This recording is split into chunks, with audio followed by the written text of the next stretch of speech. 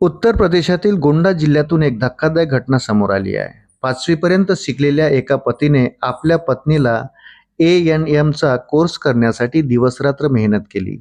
मात्र नोकरी मिळताच पत्नीने आता त्याच्यासोबत राहण्यास नकार दिला आहे.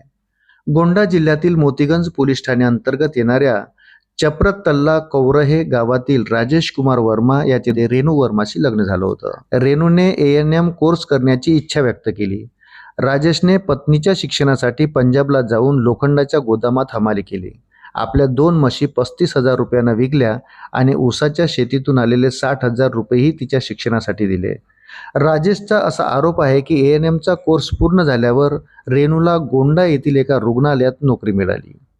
नोकरी लागताच तिचं वागणं बदललं. आता ती अट घालत आहे की जर माझ्यासोबत राहायचं असेल तर तुझ्या वृद्ध आईवडिलांना सोडावं लागेल. राजेशचे वडील आजारी आहेत आणि आईला दिसत नाही, त्यामुळे आईवडिलांना सोडण्यास त्याने नकार दिला आहे. राजेशने असाही दावा केला आहे की सासरचे लोक आता त्याच्याकडे 10 लाख रुपयाची मागणी करत असून तसं न केल्यास नातं तोडण्याची धमकी देत आहे. पत्नी रेणू वर्माने हे सर्व आरोप फेटाळून लावले आहेत. तिचं म्हणणं आहे की सासरी तिचा पती आणि सासरे मारहाण करायचे.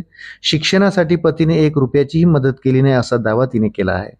रेणूचं म्हणणं आहे की तिची नोकरी शहरात आहे, त्यामुळे पतीने तिच्यासोबत राहावं, परंतु पती तिला गावातच राहण्यासाठी सक्ती करत आहे. तिने पतीवर भाड्याच्या खोलीत येऊन गोंधळ घातल्याचा आरोप करत पोलीस तक्रारही केली आहे. अशाच नवनवीन अपडेटसाठी व्हिडिओला लाईक आणि चॅनलला सबस्क्राईब जरूर करा. धन्यवाद.